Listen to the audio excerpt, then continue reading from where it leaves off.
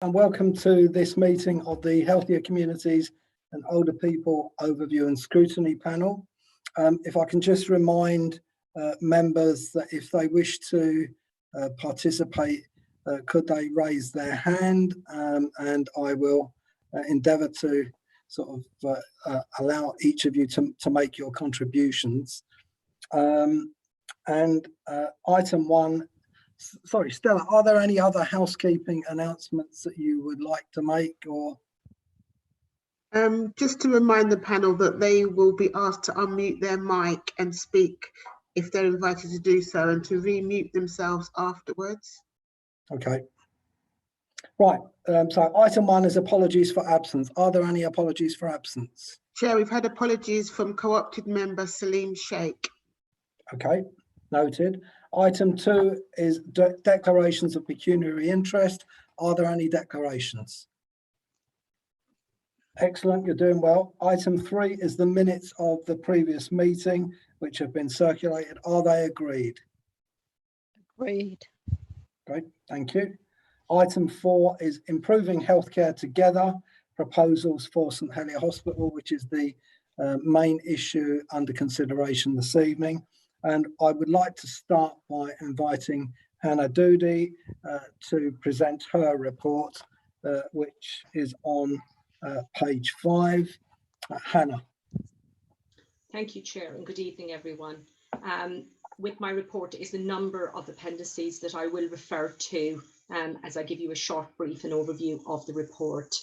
So as this scrutiny panel is aware, there's a long history to the Epsom and St Helier University Hospitals NHS Trust proposed reconfigurations.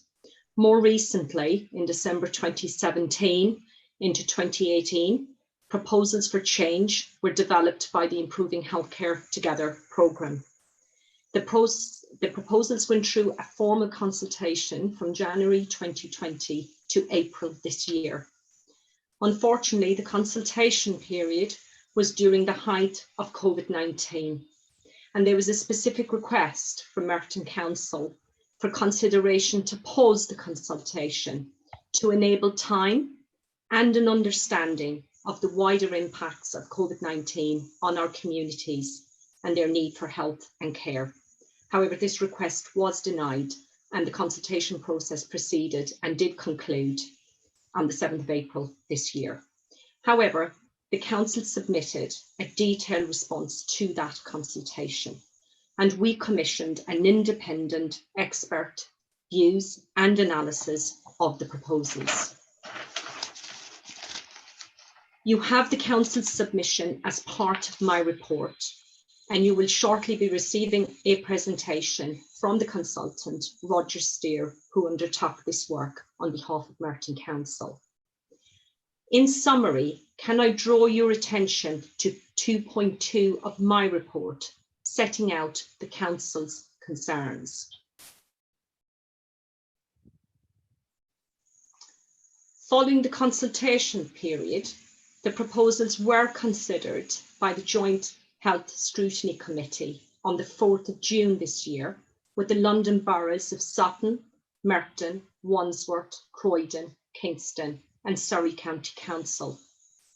The JHSC was unable to make any formal recommendations due to a wide range of different views. However, they did submit a number of comments to the CCGs, and these comments are attached as part of this report that you received in advance of this scrutiny meeting.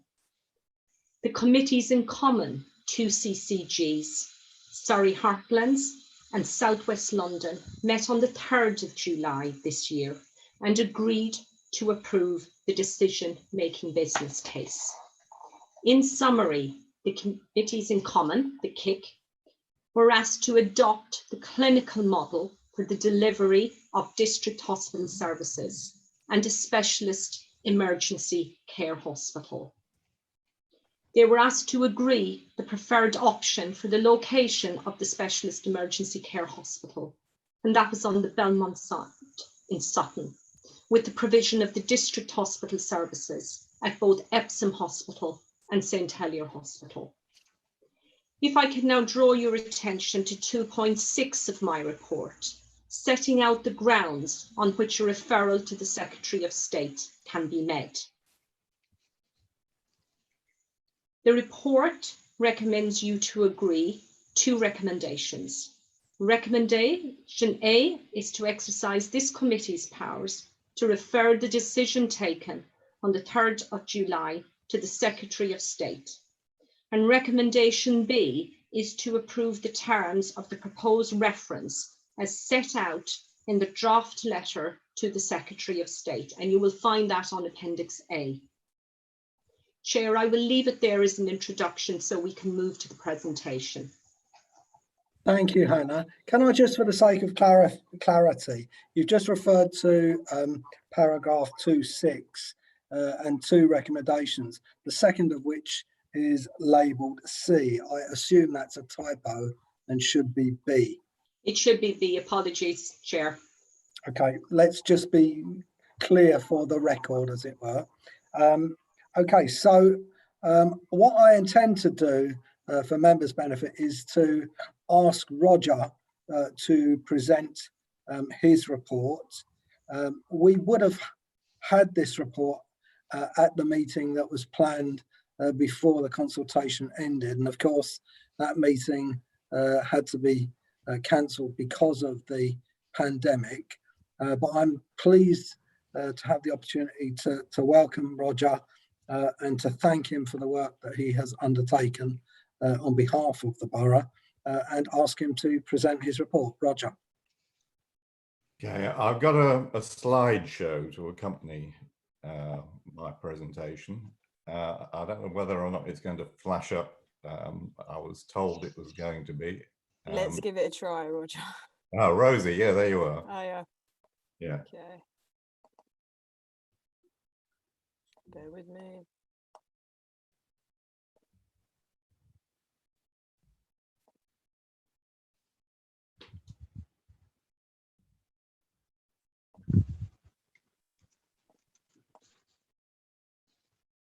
Can we see anything yet?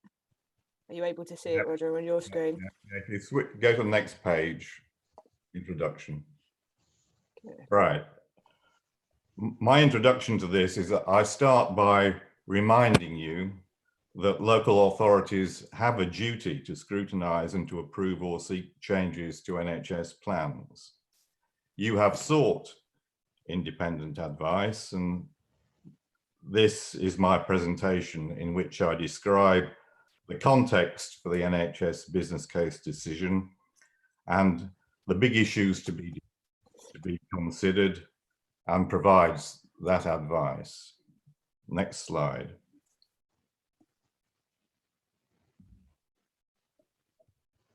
I provide what I term the big picture here to enable you to get a handle on the issues involved. First, the plan risks promoting the Americanization of the NHS with high-tech specialist services at one end and lack of access, overcrowded and poor quality services at the other. Second, in creating another specialist centre in London, this is the last thing that London needs. London has too many specialist centres already. I was the chief executive of a London specialist hospital and sat for many years on the specialist commissioning group, and I don't give that opinion lightly. Third, the plan is over-reliant on meeting South West London clinical standards.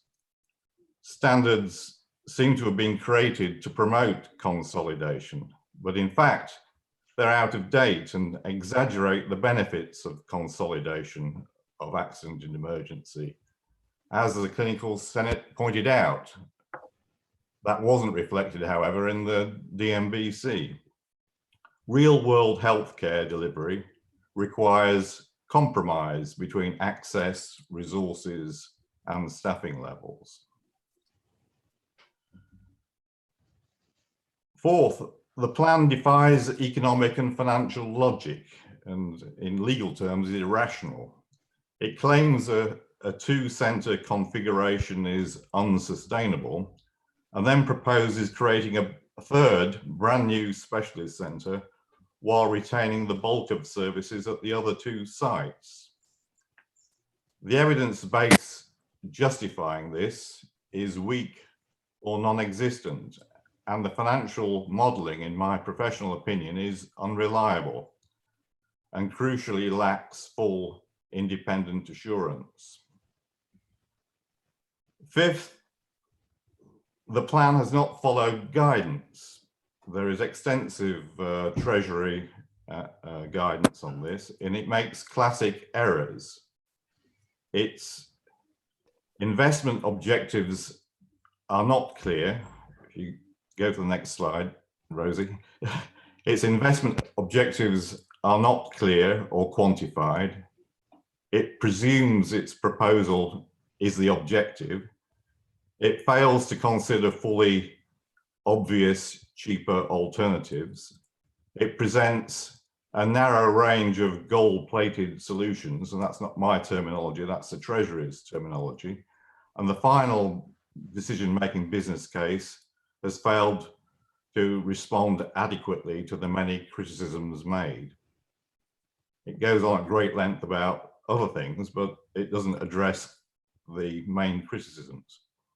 Six, it sets aside its public sector equality duty by promoting a scheme which will worsen access for the most deprived while investing more in one of the healthier boroughs in England. And again, these are not my words, these are from the independent impact assessment. Seventh, the plan lacks democratic legitimacy. It was not agreed by the London Borough of Merton or the London Borough of Sutton and others in the Mole Valley, by local MPs, including Chris Grayling, the MP for Epsom, by trade unions representing the staff, and by the bulk of the public responses. And here I pay tribute to the work of Siobhan McDonough, who summarised all this very well in her submission. And this would normally kill a scheme stone dead at the crucial OBC, that's the outline business case stage. We're not there yet, but the idea of a business case is it should be compelling, supported by the main stakeholders in the local community.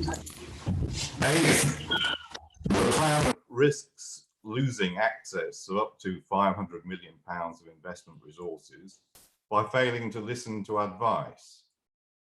COVID-19 gives justification for some delay now, and the opportunity should be taken to reappraise and look at other solutions. Ninth, the plan as presented is unlikely to succeed as drafted.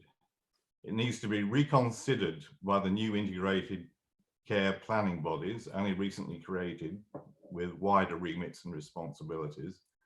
It needs to be given more time so that the lessons of COVID-19 are both fully understood and plans can be reconsidered in that context. Finally, it's worth reminding councillors that final decisions have not been made. The PCBC and decision-making business case are dress rehearsals. They're not final decisions. Their objectives are to identify errors and to flush out issues prior to committing a great deal of resources. It will be a further 9 to 12 months before the outline business case with more robust figures is ready for approval, assuming planning permission is granted.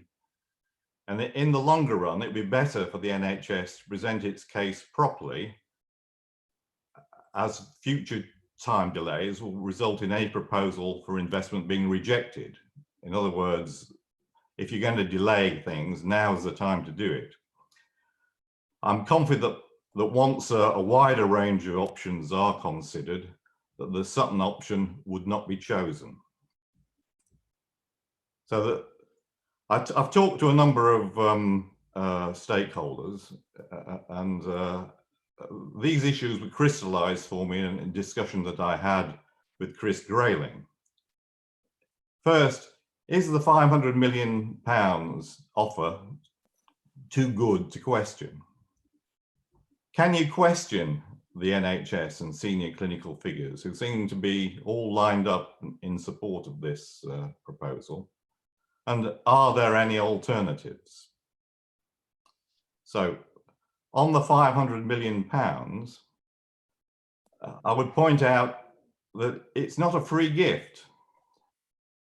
Availability was subject to a successful business case. And in fact, capital funds come with significant revenue costs, which can outweigh benefits. Plus, recent tenders have come in at costs significantly higher than estimates. So in order to achieve what it wants, it may well cost a lot more than £500 million. Often refurbishment can be a better option than major new build, and cheaper options should be fully considered in compliance with HM Treasury guidance. So can the NHS be wrong? Well, it's not unknown. It was wrong with better healthcare closer to home. It was wrong with better services, better value. And it's wrong in linking major capital investment to curing staffing problems. Which I summarised in my report is not necessarily linked with such. It's wrong in prioritising clinical standards over access to resource issues. Simply cannot afford the very best healthcare in every locality. It's wrong in allowing behaviour changes and lower cost solutions to local problems. It's wrong in not admitting to the risk of groupthink, bias and vested interests.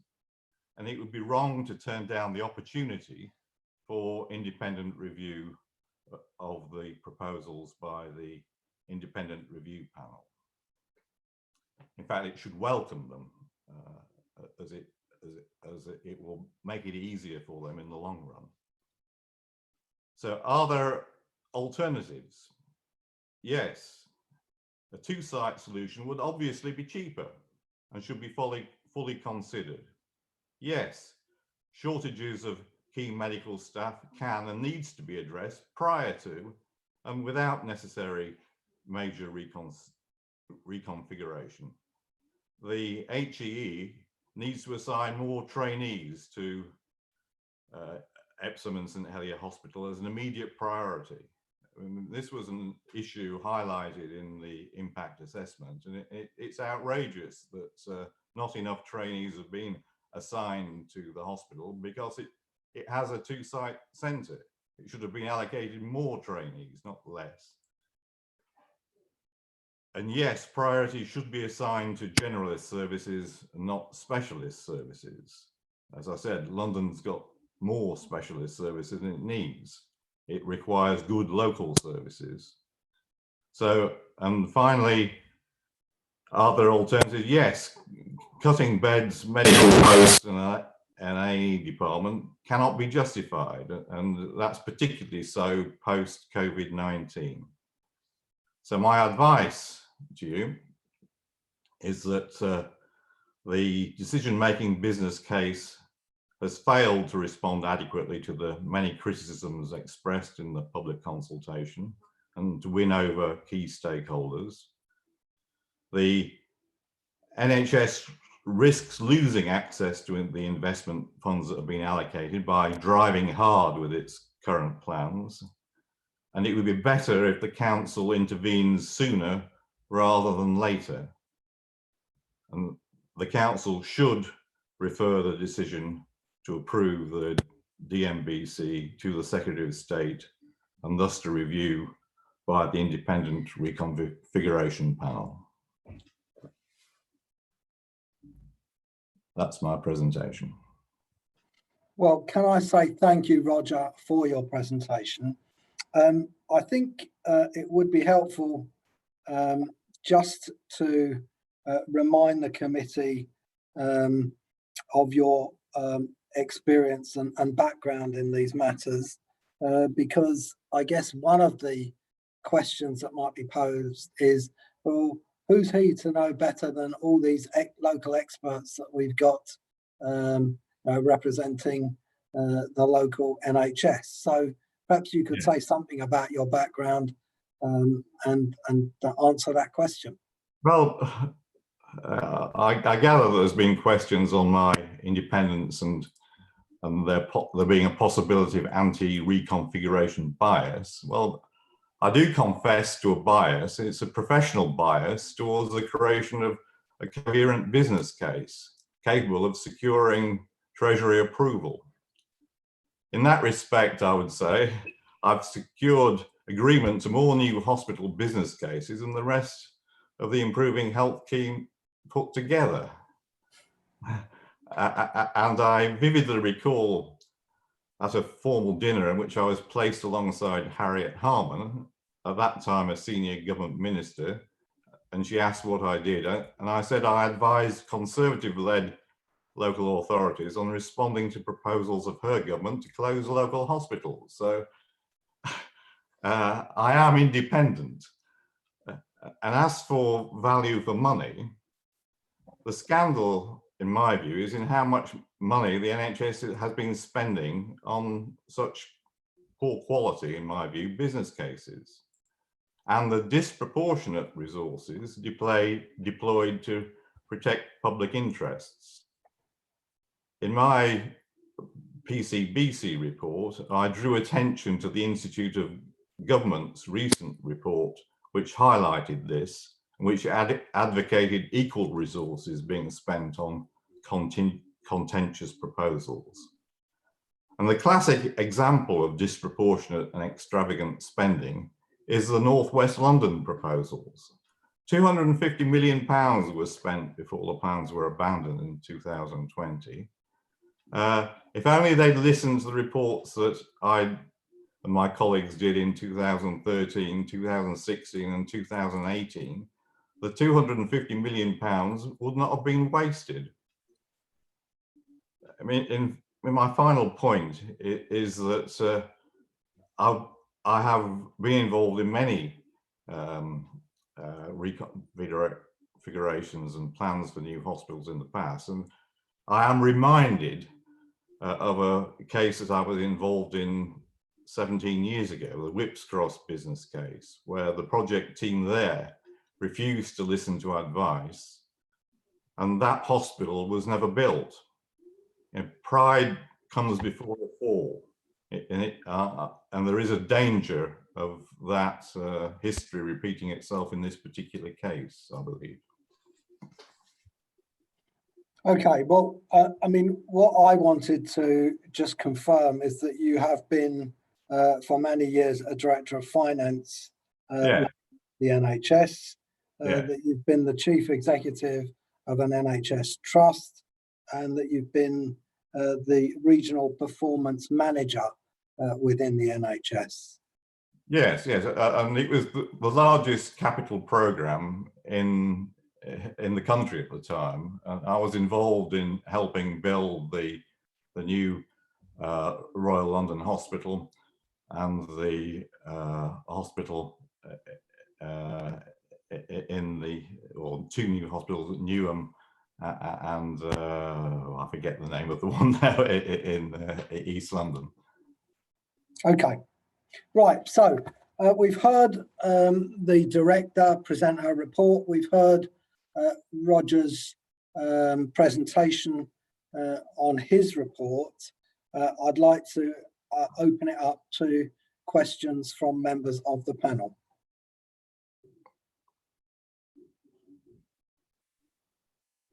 Nigel, can you unmute?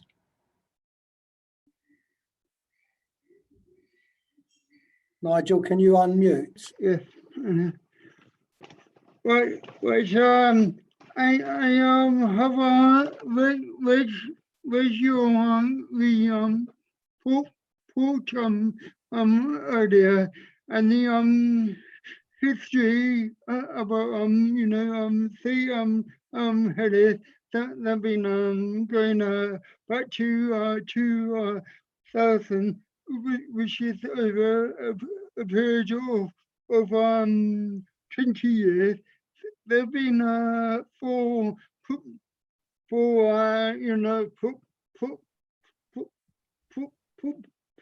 proposals have been put on voice and then were turned down, and then you're now saying the latest one is wrong. Is this correct? And the other thing, I am slightly confused because you mentioned earlier that London is the last thing that London needs, another specialist hospital. I'm rather confused by this. Please, can you explain? Thank you.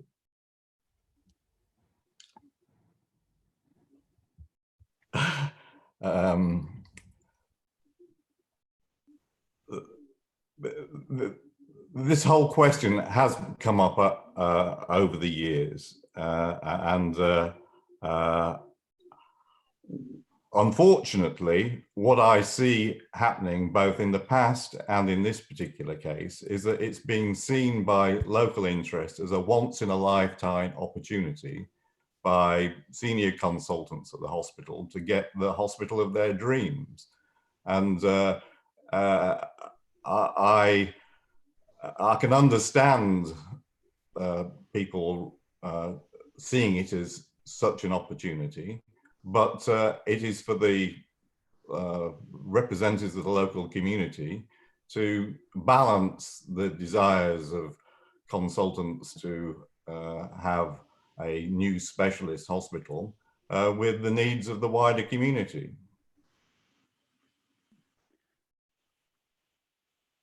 I don't know whether that answers your question. Jennifer, can I? Sorry, Nigel, can I? Yeah. I saw Jennifer next, so I'm Okay. going to allow her to ask her question. Okay. Please go ahead, Jennifer. Thank you, Peter. Yes, a question is, if the Secretary of State agrees with Merton's request to refer the proposed decision to the refiguration panel, will Merton commit to accepting their decision, whatever it is? That's my question. Thank you. I'm not sure that that's a question that Roger can. No, perhaps it is not. That was a general question. I think that's probably more of an issue for us politicians rather than for officers. So what I'm seeking to do at this stage is to give members the opportunity to ask our officers or Roger, our consultant, any questions that they've got either on the report, the recommendations, or Roger's report. So we can come back to that, Jennifer. Thank you very much. Stage. Thank you. Rebecca.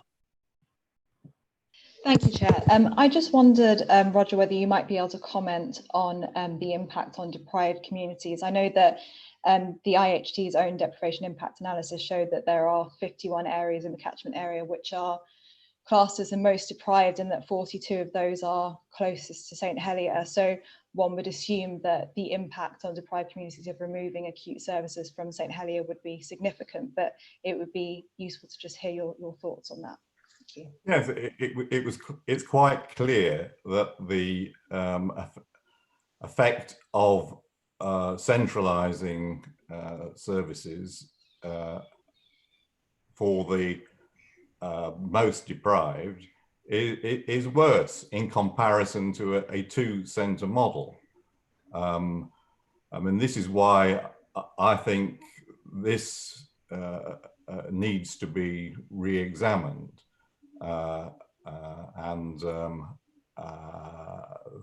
The analysis that has been conducted by both the consultants who did the impact assessment and by Siobhan McDonough makes that clear.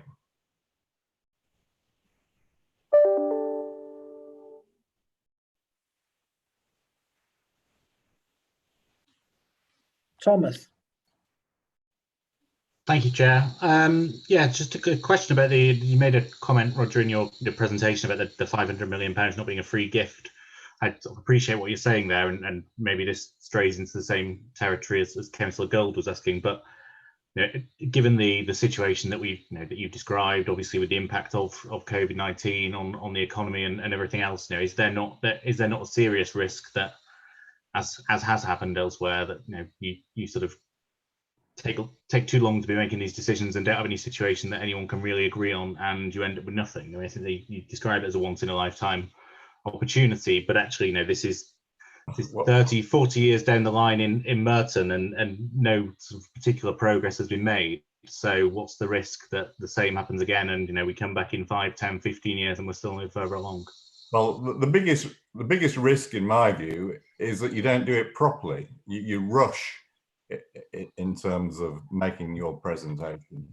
The guidance is quite clear around the methodology with which business cases have to be presented, and it will be the Treasury that will make these decisions in the long run, because this is a large scheme. Anything over £50 million has to be approved by the Treasury, and although people within the NHS may think, oh, that's only a technicality, in truth it's not. I've been involved in the very biggest proposals, and these are not light hurdles.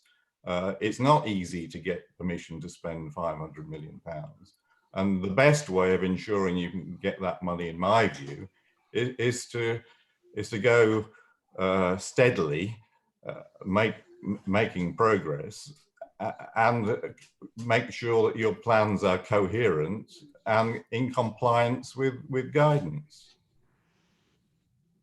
Rushing is not the solution. Thank you. Are there any other questions? Well, in that case, Pauline. You need to unmute.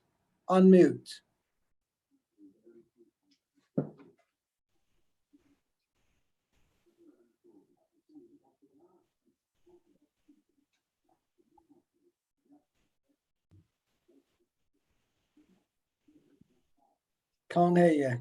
Sorry, Pauline. Can you try and unmute? Okay, we may have to come back to you.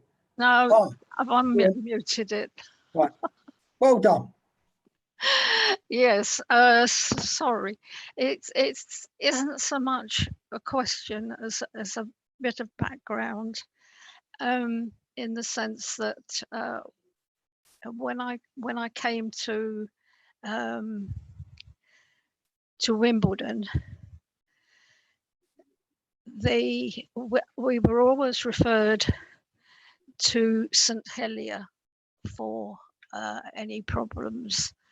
Now, at St Helier, I was diagnosed with epilepsy. At St Helier, I had my daughter, and any individual ups and downs were dealt with at St Helier. I would be devastated if this were just left, because I do know in 2009, I think it was, that we were told that St Helier was definitely not going to close. It would be refurbished, rebuilt, whatever.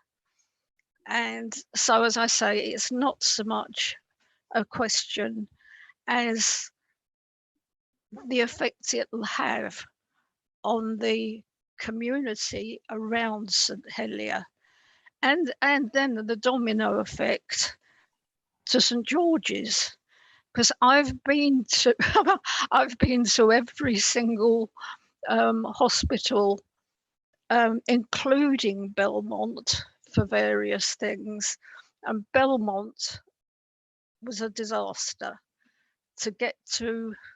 In terms of anything like that to get to. I've just been, I've been everywhere, mad, so to speak, in terms of hospitals. And as I say, it'll have a domino effect on St George's if this plan goes through. So, as I say, basically, it's not a question. It's Okay. Well, maybe we should save this for the debate, and you will have an opportunity there. But are there any other questions from members to either Hannah or to Roger? I saw Rebecca. Thank you, Chair. It was just in light of, Roger, your comments around COVID, and just a question on your opinion, if COVID had sort of taken place earlier, so before the consultation period, say 12 months ago, do you think that the same approach would have been taken in terms of not doing a thorough evaluation? And also thinking in light of, I suppose, Councillor Barlow's comment around the confirmed sort of 500 million, if that hadn't been confirmed, do you think that a different approach would have been taken to evaluating the impact of COVID on sort of local health services? It's always been said by very many people who've been commenting on NHS reconfigurations that the NHS has been basing its plans on not enough staff, not enough beds, not enough resources in comparison to other European countries. And those critics have been largely ignored, and the NHS continued to plough on with its policy of continuing to consolidate, rationalise, make do with fewer staff.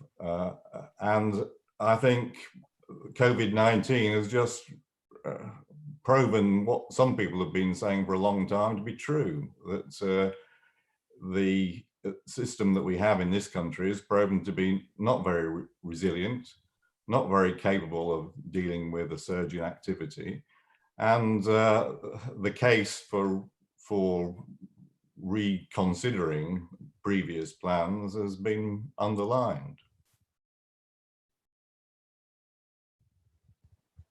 Okay, Thomas. Yeah, so just you mentioned talking to both Siobhan McDonough and Chris Grayling about the proposals in the report. Which other members of Parliament did you speak to, and what were their views? Well, unfortunately, I wasn't able to speak to the other two. They didn't make themselves available. I don't know whether Hannah wants to comment on that, but we tried to have the opportunity to speak to as many as we could. Hannah, do you want to add anything to that? I think obviously the consultation period, Councillor Barlow, ran from January to April. It was only 12 weeks. And obviously there was the process and business case to commission an independent expert view to help officers in understanding those proposals better. So invitations were sent to a wide range of people, but unfortunately due to diaries, even though we offer telephone consultations rather than face-to-face meetings, we didn't get the full response that we had hoped for. Okay. Well, any other questions to Hannah or to Roger? I've got one or two myself. Roger, I'd like you to talk to me about the recently published Marmot Report. And in particular, I'd like to know what that tells us in relation to health inequalities in areas of deprivation. Well, the Marmot Report was about inequality, and it informed the last Labour government in promoting the public duty to promote equality. And it's quite clear that in presenting proposals for change, that public authorities are under a legal duty to promote measures that will help the most deprived and not to make it worse. And I mean, it's quite clear within the impact assessment that Sutton is already one of the most privileged areas in the country, and to put more investment into Sutton is flying in the face of the Marmot Report. Okay, and also I'm particularly interested in the evidence which is still emerging about the disproportionate impact of COVID-19 on Black and minority communities. This is something that I raised at the meeting of the joint overview of scrutiny and health when these proposals were being presented. And the question I posed to the local NHS officials is, do Black lives matter? Well, I mean, the statistics have been quite clear that there has been a disproportionate impact on the Black community, and the Black community disproportionately live close to the existing St Heliers site and at the north end of of your area. So the implication, if you take the view that Black lives matter, is that you promote their interest by retaining as much accessibility to healthcare as possible. It's not the only thing that should be done to promote social inequality. There's a limit to what the NHS can do alone, but it should be thinking about these things when it's making a £500 million investment. Thank you. And there's also a question that I'd like to ask you to draw on your professional experience in many consultations involving proposed hospital reconfigurations. And that is that in the document that was circulated, and I have a copy here, some of you will have had this through your letterbox circulated by the local NHS. Under the heading Sutton, which in itself is a misnomer because the nearest, this hospital is not in Sutton, it is in Belmont. And I think from time to time, some of us have fallen into the trap of describing it as Sutton. If you actually calculate the distance from St Heliers Hospital to the centre of Sutton, and then calculate the distance from the centre of Sutton to Belmont, you'll find that there's very little difference. So you could quite, I mean, if you're going to describe Belmont as Sutton, you could equally well describe St Heliers Hospital as Sutton Hospital. And I think there will be people in Merton who have been, are working under the misunderstanding that when they get to the centre of Sutton, they're there. And the answer is that they're far from there. And so my question is there not a responsibility when the NHS describes proposals for a new hospital to be accurate in describing at the most basic level where they are and what the nearest railway station is?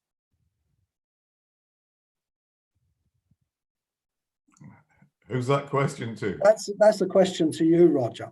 I mean, drawing on your experience in many consultations in different health authorities, isn't there a basic responsibility to tell people where the new site is going to be accurately? Oh yes, and it should be well laid out and clear in any public consultation documentation that's gone out. You know more about the locality and how accurately that public consultation document reflected the proposals that were put forward. And it was for people to respond as they did.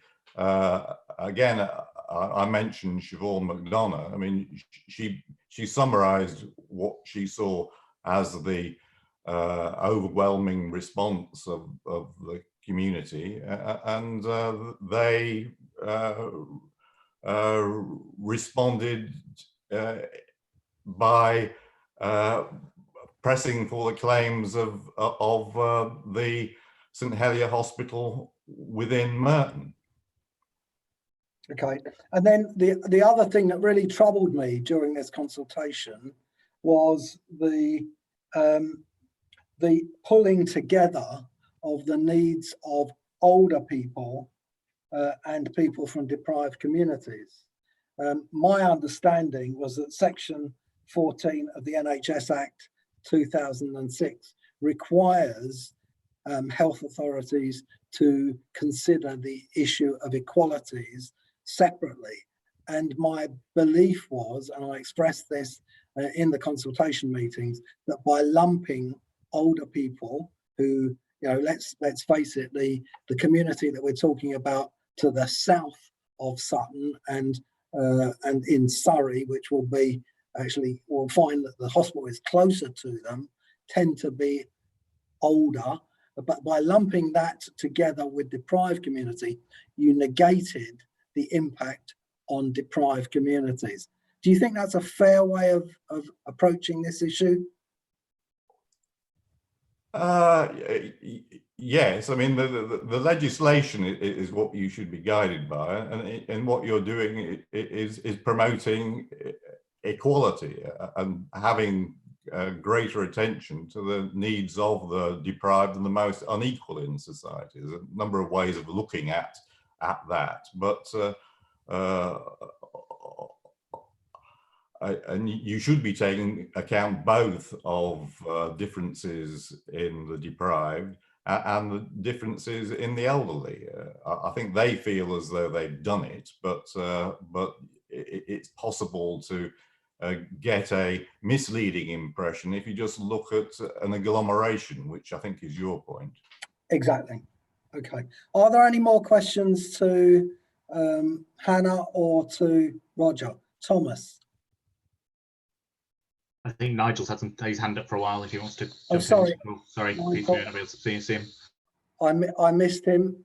Nigel, would you like to come in now? I think part of the problem is that you've got the sun behind you and it looks like you've got a halo, Nigel. Sorry. Thank you.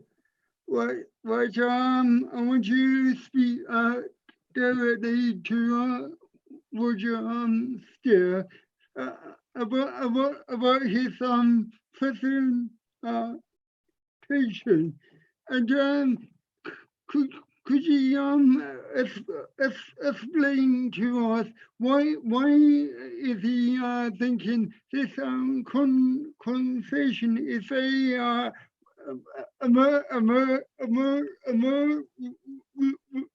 we can say, and the other point is, which you said, it's not a final decision, and I find that rather puzzling. Would it be possible if you can explain this further, please? Thank you. Roger?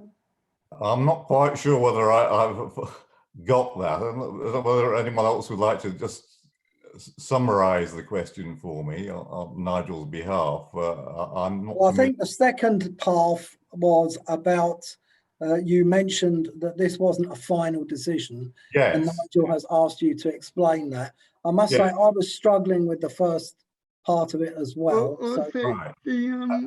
But that's one, because he mentioned it's very American. Oh, the Americanization of the NHS. Yeah. Right. All right, I'll deal with those two. So it's Americanization. And is it a final decision? Yeah, final decision. Right. Well, on the final decision aspect, the planning of a major £500 million hospital is not something that is done overnight. There is a whole series of steps that have to be taken. And what we are is really just at the end of the first stage, the equivalent of a strategic outline case, as it was described in the past. And we're just about to go to the second stage, which is the outline business case, which significant planning resources will be incurred in designing the hospital, and the costs will be firmed up so that there's a much better basis for making a decision. But even at that stage, there's a third stage that has to be undertaken, which is the full business case after the tendering for any contracts, so that even at that stage the program can be denied if it eventually proves to be unaffordable or undeliverable, or problems emerge. So it is a long process, and I'm just reminding councillors that we're still at the first stage of that process. It may seem as though it's been going on for a long time, but it's going to have to go on for a long time yet. The advice that is given is that if there are significant doubts raised at this stage, that it would be far better to intervene at this stage. And I think you're doing the right thing the advice is that you would be doing the right thing by seeking independent review earlier rather than later. And on the Americanization point, I mean, it is a classic dilemma that is raised when discussing medical care, between those that promote specialized medicine and those that promote generalist medicine. America is regarded as a leading exponent of high-tech specialist medicine, but it's not very good at providing generalist medicine. Whereas those that founded the NHS in the first place were very clear that there should be high quality, accessible services available to the vast majority of people. Okay, any other questions? Councillor Barlow, I think. Sorry, Thomas. No problem.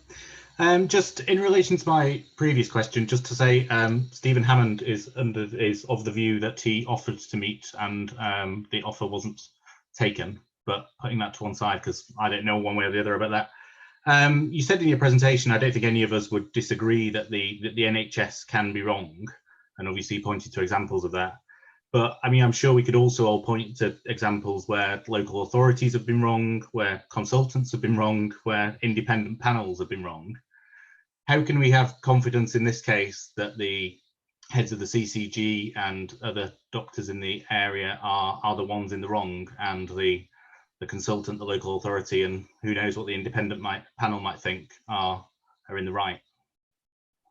Well, the acid test in my case was in northwest London, and the NHS spent £40 million on the McKinseys, and we were proven to be right.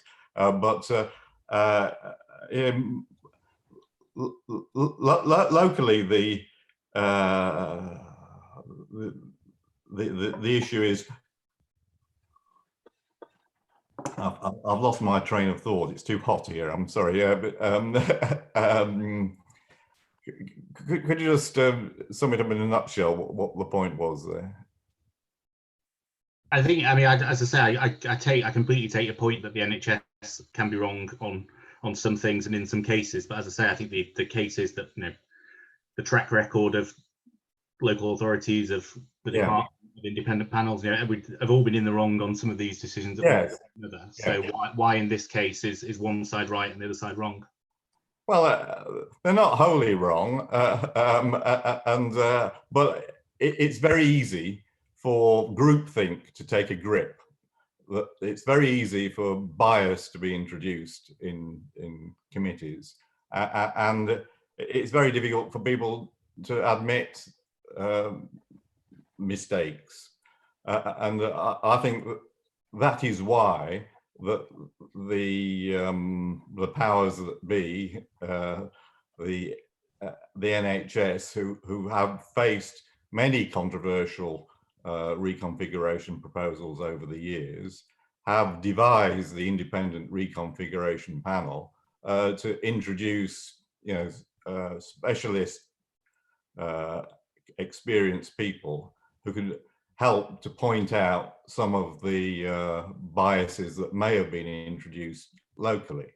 I mean, I don't pretend that any of these issues are easy, but there is a danger that invested interests, see this as an opportunity, as a once-in-a-lifetime opportunity, and believe that if you exert enough political pressure, you can get the hospital of your dreams, and there has to be countervailing forces to prevent that. The country cannot afford, London cannot afford major specialist centres in every locality. There is specialist services in Southwest London at St George's. There is access to other central London facilities, and it is quite plain from reading the impact assessment and their business cases in the past that there's quite a few senior clinical staff looking to promote their own specialist interests. Sorry for not responding. Thank you. Thank you. I mean, one of the interesting statistics that I was looking at in relation to the information presented to the Joint Overview and Scrutiny Committee, on which I represent Merton, is that residents from Black and minority ethnic backgrounds and the most deprived areas said that it was easier to travel to St Helier Hospital, 69% saying it was easier to travel. Now, we've heard about who should we listen to, who should we trust. One would have thought that the whole purpose of a consultation was to actually ask the people who fund the health service what their views are about where that service should be situated. And I think there is a statutory responsibility on health to take into account the needs of the deprived communities. And just to come back to Rebecca's point, Roger, is it true that 42 of the most deprived parts of the Trust catchment area are nearest to St Helier Hospital, compared to one out of 51 that's closer to Belmont? Yeah, well, yes, it is true. That point was made by a number of people in the consultation, and I think it's best seen visually when you look at some of the graphs that have been reproduced in earlier documentation, which shows how the most deprived are clustered around the north of the area that we're talking about and closer to St Helier Hospital. Okay. Well, I think we've given those the report and your consultation report a good airing, and we've given members the opportunity to ask their questions of that. I'm going to throw it open now for debate and discussion, and invite members to make their comments or their points. We have got Councillor Alan Britis, who has recently taken on the role of the Cabinet Member for Health and Social Care. I think you need to be gentle with him because you know, he's new to the job, so do bear that in mind. But you're very welcome, Stephen. And I mean, if you would like to kick off, that's fine. Or if you'd like to come in later, that's fine too. You need to unmute. Yeah, I'm happy either way if people want to. Well, who would like to start the discussion off? Shall I do that? Looks like you're the only willing volunteer. Thank you to the panel. Thank you to the officers, to Hannah, to our councillors from whatever party you are, and to everyone that's put this meeting together, and to Roger as well for his hard work here. I just want to present the council's position, historical end today, and the council has held a position on the proposals for Epsom and St Helier Trust, a very strong position for a long period of time. And what is well documented in council minutes is the objection to any downgrade to the services currently operating at St Helier. As Pauline rightly said, she used, Councillor Pauline Cowper, she had recourse to use St Helier Hospital. I myself and my wife have two children who were both born at St Helier Hospital. Both were premature. Maria was 7 months, Andreas was 8 months, so 2 months premature and 1 month premature. And without that hospital being so close, these decisions were very, very tight on when they had to be born by caesarean, and we're eternally grateful to St Helier being there with its maternity services back in the late 80s and very early 90s. And so the council is very much at one with St Helier being exactly where it is without any reduction in its services. And the council as a body, as an administration, as a local authority, as a borough, with all its democracy intact, has considered 2 motions relating to the hospital in the last 3 years. And I just want to remind councillors of those 2. The first one was on Wednesday, the 1st of February in 2017. And an extract from that motion reads as follows: that the council proactively publicised the potential threat to our local acute hospital. The council's absolute opposition to any closure or downgrading of St Helier Hospital, and the importance of residents making their voices heard in support of their hospital. Closer to today, our last motion, our second motion, and the last one was this very year, Wednesday, the 5th of February, 2020. And it reads, it was a short one, a very powerful one. It reads as follows: this council supports the government's proposed 500 million investment in the Merton, Sutton and Surrey Downs clinical commissioning groups, as long as that includes the retention of accident and emergency, maternity and all existing services at St Helier Hospital in order to protect the interests of the most disadvantaged residents living in the catchment area. And I want you to think about what Roger has said, what Hannah has said, and some of the answers to the questions as I make this short presentation.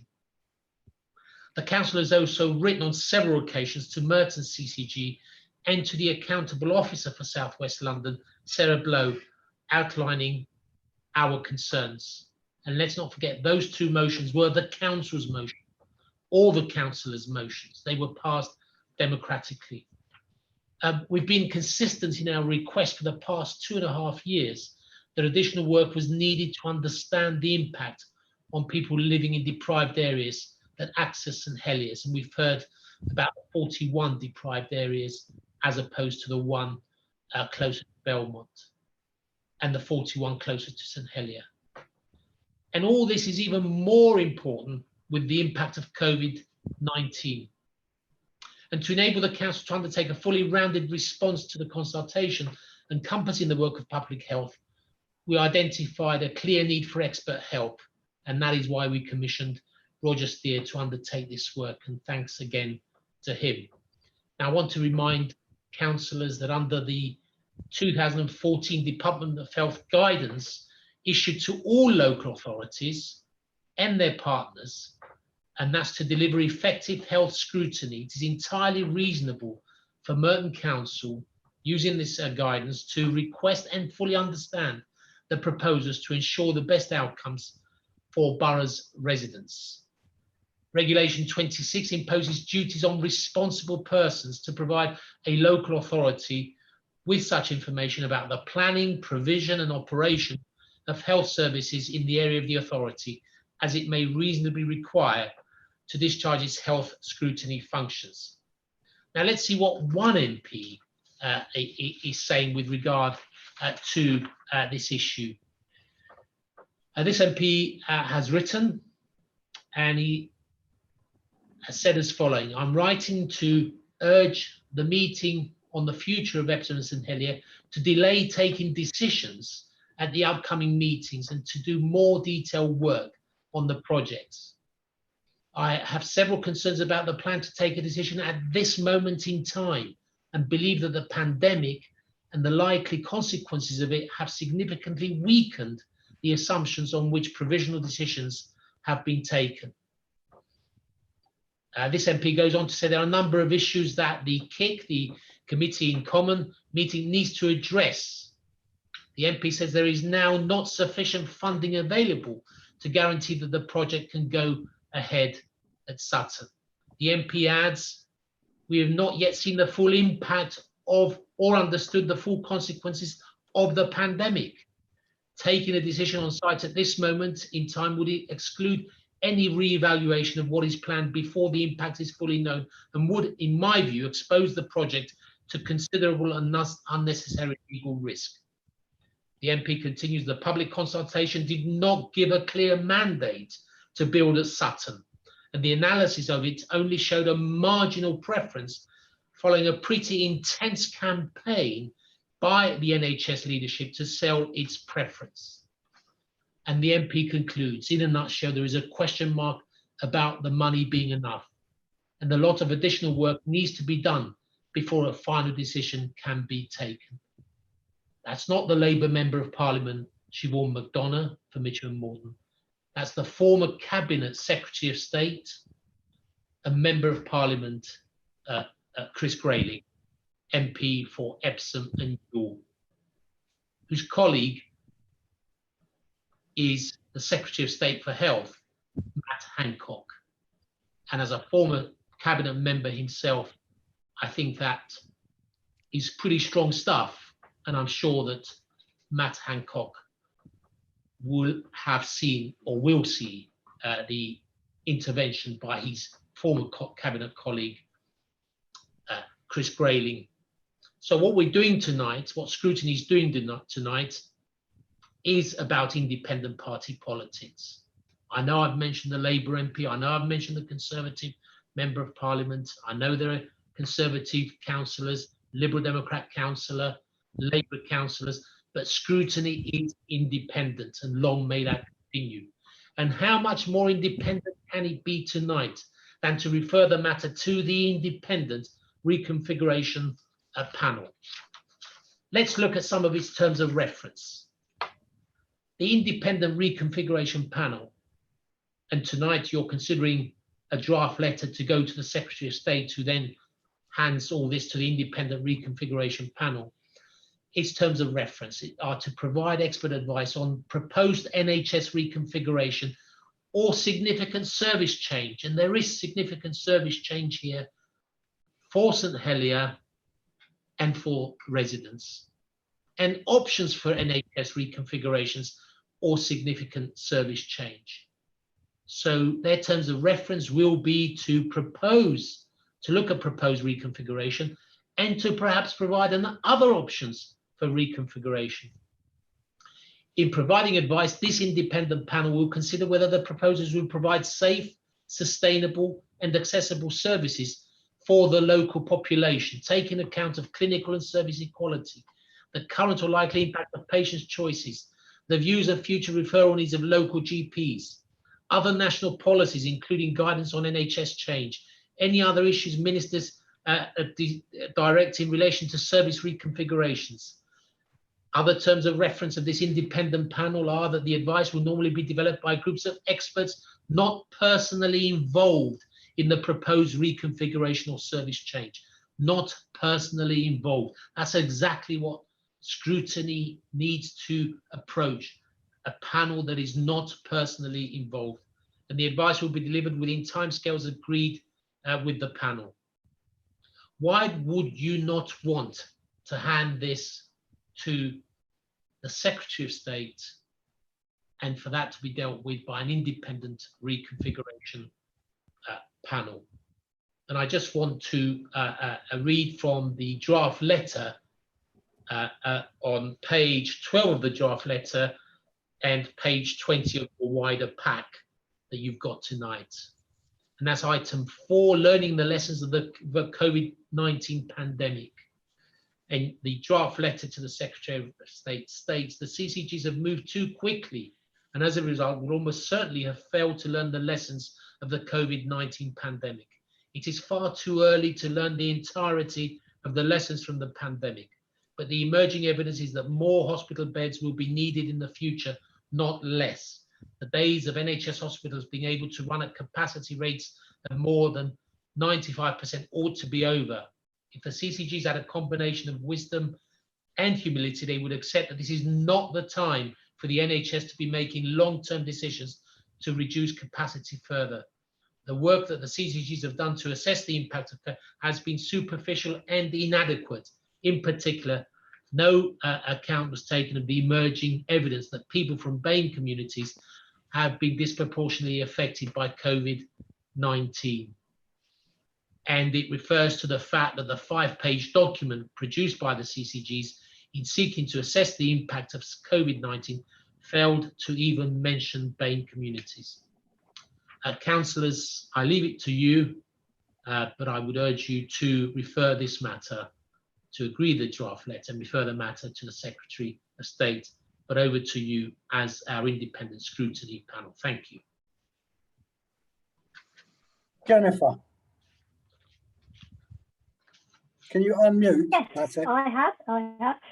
So could I just reiterate the question I asked earlier? So will Burton then commit to accepting the decision of the reconfiguration panel? Could I make a comment here?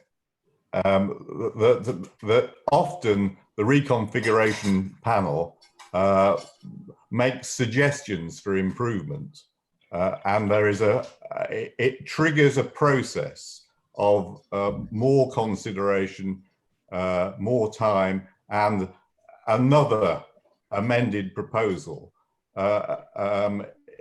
It's not the end of the story when the reconfiguration panel makes its recommendations, and depending upon what comes out of that, I think it would be more sensible for the council to reserve its opinion before committing itself to whatever emerges. I think you're doing the right thing by calling for the independent reconfiguration panel to do its business, and then you should wait and see what emerges.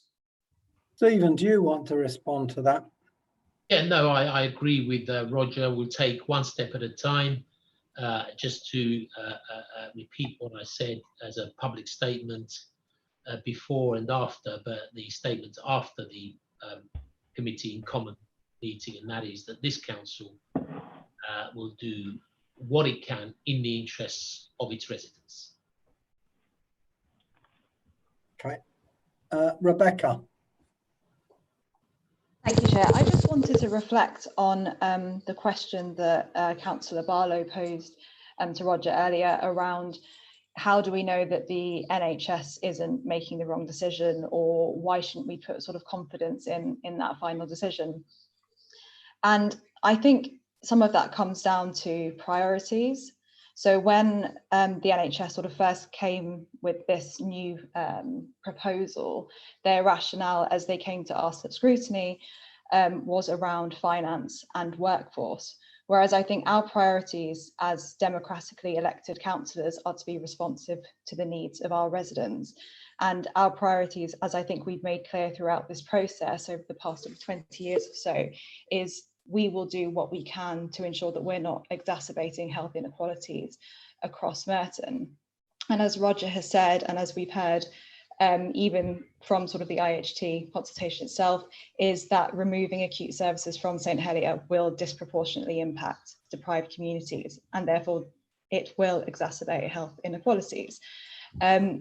You know, it's been said a number of times this evening, but I think it's worth reiterating that the IHT's own deprivation impact analysis showed that of the 51 areas in the catchment area which are classed as most deprived, 42 are those closest to St Helier, and there's only one that's near Belmont. We know that deprived communities are generally more ill, they present later, so we know that access to critical services such as acute care is incredibly important, which means that removing emergency services at St Helier will have a disproportionately negative impact on these communities. And this is also compounded by the association between deprivation and multimorbidity. So we know that those in deprived communities are more likely to have a number of health conditions, chronic conditions, and therefore they need timely access to services. If we're already aware that the gap in life expectancy from the west of our borough to the east is 6 years for men and 3.5 for women, and we also accept that poorer access to services has an adverse impact on life expectancy, surely endorsing the removal of services at St Helier is also implicitly endorsing a widening of health inequalities in Merton, which is something that we as a local authority can't endorse. Thank you. Pauline. Thank you, Peter. It follows on actually from what I said earlier. And when I said I had to go to Belmont Hospital, that's actually several times. And in order to get there, I had to take, well, two buses to actually get to Sutton itself. But then there was another, you either had to walk from there to Belmont or you had to wait for another bus. It was absolutely ridiculous. There's no way I could have walked, because to get from the centre of Sutton up to Belmont, there's a steep hill and there is no way. I mean, I wasn't as ancient as I am now, but at the time it was difficult for me. I think I was in my 30s, but it was difficult for me at the time. Now, what it would be like for the elderly or anybody else to get to Belmont rather than to St Helier, I just can't imagine. But that's my view of choosing Belmont. Well, I think that's a view that was expressed many times in the responses to the consultation by the residents of Merton. And that's a view that hasn't been properly taken into account in reaching this decision. Are there any other people that wish to? Nigel. Can you unmute? Sorry about this. Right, this is a question to Stephen. I fully about your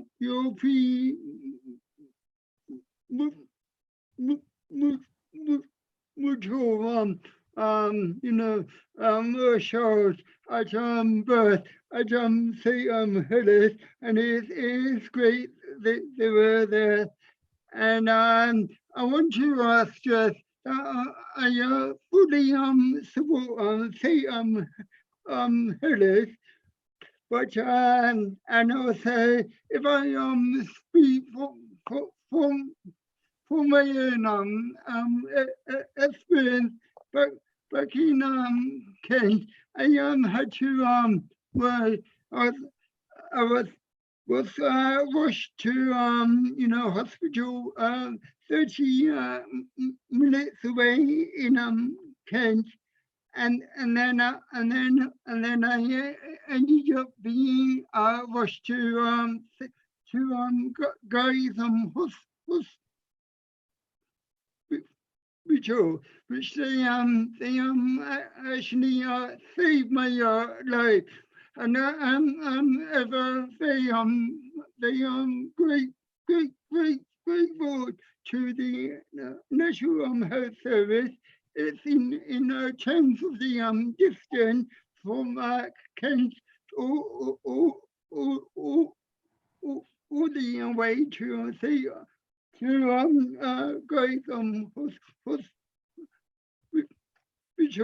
But if I think in terms in say Headers and the distance to Sutton or to Epsom, the distance is so short.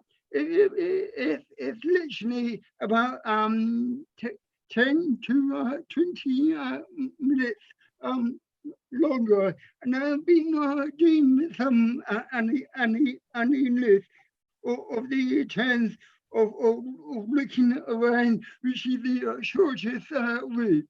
And if I can take an example, I got Nelson Hospital, which is only five minutes away. But I have to go to St. George's, and I just get on with it. But I understand for the vulnerable people, there are transports available. If they need help, they are available. They will come around and pick them up.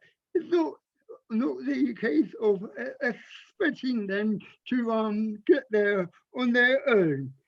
And there's another point we want to stress is that about 15 years ago, my hearing was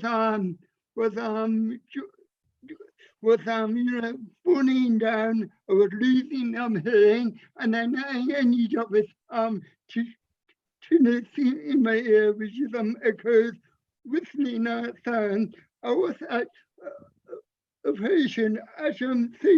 George's, and they said, right, I think you should have a cochlear in plant. And I said, all right, with the hospital. It was at Edinburgh in Cambridge. This took me 2 hours to get there. This is a journey I was quite happy to go on, and I had to go on every week or on 6 weeks, and then gradually it became less and less. But what I really want to stress, over the last 47 years, National Health Service has improved by year. Technology is improving, saving many people's lives, and many innovations such as the cochlear implant. When I had it installed, it's completely restored my hearing, but actually increased. There were many sounds I've never heard before. That was amazing for me.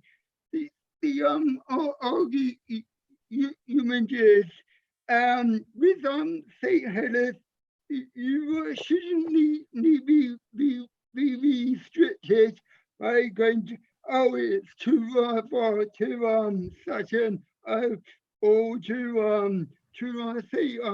George's.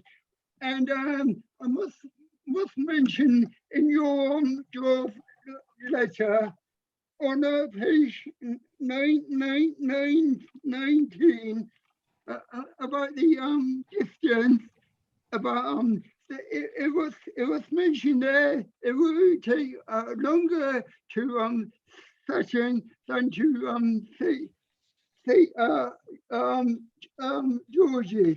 This is not true, because I did some research on this. This is in the section A, if you look there.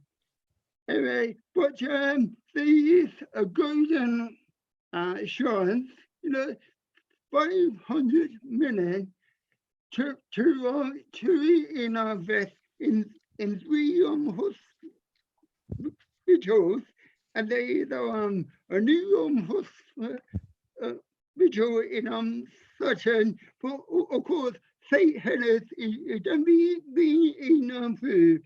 I will always champion the National Health Service. They have got a special place in my heart, and I don't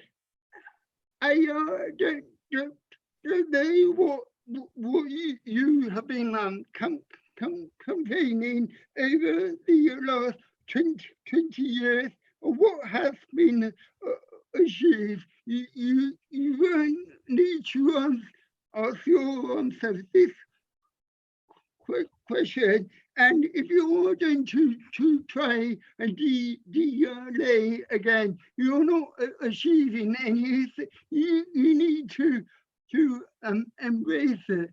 Go forward. Help people, the local people in Merchant, and try and get St. Helens to improve and take on the advanced technology, which is improving. And I'm saying this from my own personal experience. And thank you. Okay, thank you, Dave. Thank you, Peter. I think that was a relatively long contribution that I think was suggesting that we shouldn't follow the officer's recommendation tonight and just accept the decision that has been made, which is, I mean, I know there are many other issues that have been raised by many other people here tonight, but the one important decision, the only decision, is whether we put this to, we officially call it in to the independent reconfiguration panel. I think any of the councillors who have been in favour of closing St Helier or downgrading St Helier, if they are confident that these plans that have now seemingly been agreed to do just that, if they're confident that these are good plans, then they'll sail through the independent reconfiguration panel and be approved. So if you are confident that this is the right way to go and downgrading St Helier is the right way to go, then you should refer it to the panel to confirm what you already believe. I think most of the rest of us believe that this is an awful decision, using all the wrong evidence, not properly taking into account the deprivation of BAME communities, the site of the hospitals, as Peter pointed out earlier. I think there are so many things wrong, not just with the proposal, but with the way that the proposal was arrived at. The whole consultation process was rigged right from the very start in terms of what they wanted. It's very unusual for a trust to put forward a consultation with already in place their preferred option right from the start. There are so many things wrong with it that I think we will be looking at a good chance of some success, hopefully completely saving all services at St Helier, but at least doing something to make things better. But we should stick to our position, which has been the Labour group and the council's position, as Stephen pointed out, for many years now, to retain all services at St Helier. And calling this in, sending it to the IRP, is our best way of achieving that. So unless anyone has a very good reason that we should go against the officer's recommendation and do that, I think we should get on and agree to do that this evening. Thank you. So, Dave, are you formally proposing that we agree the recommendation? Yes, I'm formally proposing that we accept the officer's recommendation and refer this matter. Thank you. Is there a seconder for that? I second that, Peter. Oh, sorry. Right. Are there any other people wish to speak before we move to a vote? Thomas. Nigel, you've just spoken at length, so I'm taking Thomas, and I think we do have to give everyone a fair share of the time. Thomas. Just to a question, if I can, Chair, just to tag back on to Councillor Gould's question. I appreciate what Roger Steer and the leader say, but if what was on the table that comes back from the independent panel was 3 hospital model with the Centre for Excellence at Sutton, what would the... Do you mean Belmont? Have it which way you want to have it. What would council's response be? Belmont. Sorry, I started that, so I have to apologise, Thomas. Pauline, don't do as I do as I say. Don't interrupt Thomas. My apologies, Thomas. Do carry on. Well, I mean, if we could answer the question first and then come back, if that's all right. What's the question? The question is if what came back was a 3 hospital model with the main site at Sutton or Belmont, what would the council's next course of action be? Well, speaking for myself, I would consider very carefully what the independent review panel had come up with and reach a conclusion on the basis of the evidence presented at that time. But I also, speaking for myself, need to remind you and every other councillor that when you become a councillor for the London Borough of Merton, you actually take on a commitment to defend the interests of the people of Merton. And so, speaking personally, unless I was convinced that their recommendation was in the best interests of the people of Merton, then I would continue to oppose it.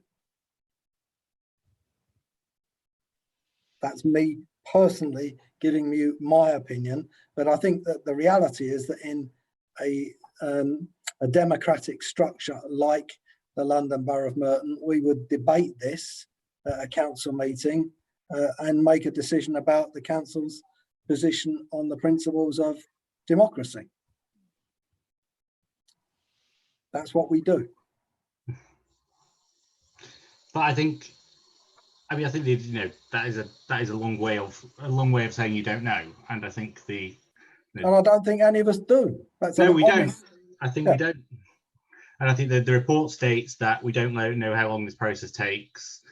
We don't know what will be on the table at the end of it. We don't know what will have happened in the meantime. We don't know if we'll be years down the line before we even know what the future might hold. I know that suits some perfectly well, that we have that level of uncertainty for a long period of time. I completely take what you're saying about the importance of doing what we think is right for the residents of Merton. I mean, but from my point of view, when you've got money on the table, we've had a consultation, if we've been through that process, we know where we are now. We don't know where we are in 2 years, 3 years, 5 years, 10 years. And going down this route just adds to the uncertainty. It puts us in a position where we don't know where we're going anytime soon. We all know, we can pretend that this is an open and shut case, but we all know that even when departments or whoever else it might be look at these decisions, it arrives on a pile of lots of other bits of work, and it could take years before we even know whether it's going to the panel, what the panel's decision is going to be. And with that, I just don't think we can take that level of uncertainty. Okay. Can I just respond, Chair? Please do. I mean, normally, the process, once a referral has been made to the Secretary of State, is automatic, that it's immediately referred to the independent reconfiguration panel. And normally, the process is that a review will be conducted over a reasonable short space of time, 2 or 3 months or so, depending upon the issues that they confront. I mean, given that there is a hiatus in any case because of the COVID-19 situation, I think it's a good use of time and will help in the long term to shorten the decision-making process. Stephen? Just to remind Councillor Barlow, this is going to his Secretary of State, the Secretary of State of his government, his party, and he may personally know Matt Hancock, and he can pick up the phone to Matt Hancock. And what's he worried about? This is about arriving at the best decision, at the best proposals for the people of Merton. And anything that comes back that reduces services at St Helier is something we would not agree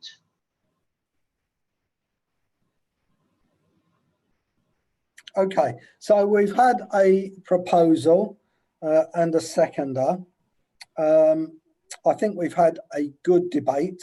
If people feel that we should take the money and run, then they should and can vote against the recommendations made by officers.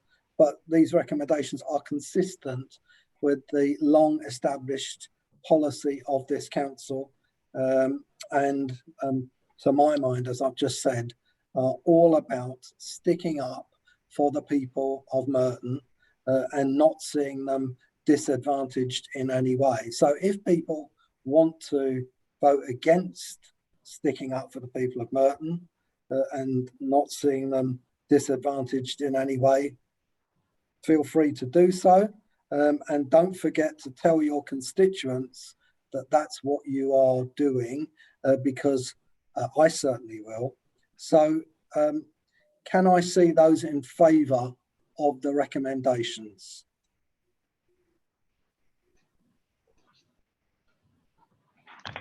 Go on. Mary. Are you counting these? I am, Chair. Right, I'm counting. okay. And can I see those against the recommendations made by officers?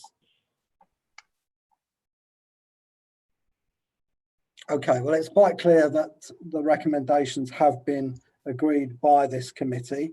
I would like to include and agree with your indulgence that having taken this decision, that our referral should be made by the 31st of July. And on a personal basis, I mean, people have been talking about getting on with it, and let's not be delaying the process. So let's get on with it. Let's get it done, and let's make this referral promptly. And the only other thing that I would like to suggest, and I've been consistent about this from the beginning, is that when we refer this to the Secretary of State, we should refer to the Belmont proposal, not the Sutton proposal. And if there is any argument about that, then just look on the map and you will see that this is in Belmont and it's not in Sutton. Yep. Is that agreed? The timetable, yeah, and the actual title of this hospital when we refer yes, it? great. Okay. Well, look, I would like to thank you all for your contributions. I would like to thank the officers for all their hard work in putting the papers together. I'd like to thank Roger for his contribution and his assistance in giving us an insight into how all this should be done. And we will move on to the next item on the agenda, which is item 5, the nomination for membership of the community subgroup of the Health and Wellbeing Board. Hannah, would you like to just say a few words of introduction on this? Thank you, Chair. Yes. Members, just to remind you, so the Health and Wellbeing Board has taken on the oversight role for meeting the COVID-19 outbreak control planning implementation. This plan has been recently published on the website in the past 2 weeks. So the board has agreed, the Health and Wellbeing Board has agreed to establish a time-limited community subgroup to lead very bespoke engagement work to give us a better insight and understanding of the disproportionate impact of COVID-19 on some of our most vulnerable communities and our BME communities. They will also, the subgroup will also help us to lead on the testing, the tracing, and the contacts. The subgroup will also help and report to the board on two key issues. One, obviously, the implementation of our outbreak control plan if we did have an outbreak. And secondly, of course, our planning if we did get a second wave in the autumn and in the winter. The subgroup will be chaired by the Health and Wellbeing Board Chair. We're hoping to get the first meeting in very early on in August, the 4th of August, because of course our winter planning do start rather early, and our autumn plans need to be in place certainly within the last couple of weeks of August into September. The terms of reference and the membership is still being finalised, and of course that will be shared with Scrutiny, but we can tell you that the membership will of course include the voluntary sector, community leaders, people with access to various parts of the community that can help us with this, the CCG, very importantly a young inspector, and of course a local GP. So Chair, the paper has a specific ask tonight, which is to nominate a representative to the community subgroup of the Health and Wellbeing Board from this scrutiny panel, please. Thank you, Hannah. Well, I would like to nominate, formally nominate my friend and colleague, Councillor Rebecca Lanning. I think she'd make an excellent person to serve on this subgroup, but I'm happy to consider any other nominations. Are there any other nominations? Can I have a seconder for Councillor Lanning, Pauline? Okay, Yeah. is that agreed? Agreed. Agreed. Okay, well, item 6 is the work programme, which is on page 101 to 106. Can we note the work programme? Noted. Yeah. Okay, well, if that is the case, then I'd like to thank you all for your contributions, and I would wish you a safe journey home, but you're all at home, so you should. Not all of Oh, us. no. Well, those of you that are not at home, then I wish you a safe journey home, and those of you who are, enjoy the rest of the evening, and thank you very much for your contribution. Thank I'll you, Peter. declare the meeting closed. Okay. Thank you, Peter. Thank you, Peter. Thank you, Peter.